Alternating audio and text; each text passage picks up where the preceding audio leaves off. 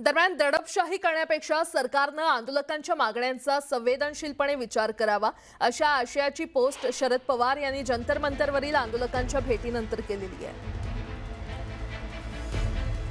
शरद पवार यांनी आपल्या पोस्टमध्ये काय म्हटलंय आपण पाहूया।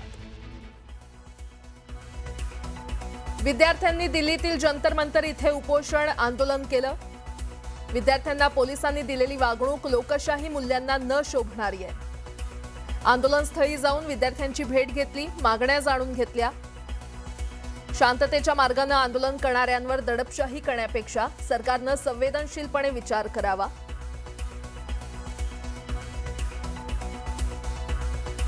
विद्यार्थ्यांच्या काल ज्या पद्धतीने मारहाण करण्यात आली विद्यार्थ्यांना, युवकांना, तरुणींना, छोट्या 12, 13, 14 वर्षाच्या मुलांना देखील मारहाण करण्यात आलेली आहे।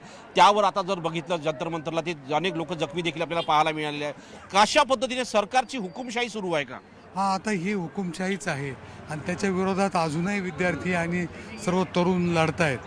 त्यांना पाठिंबा देण्यासाठीच सर्वजण येत आहेत आणि त्यांनी सरकारने त्यांचं म्हणणं जे आहे ते ऐकावं अशी सर्वांची भावना आहे।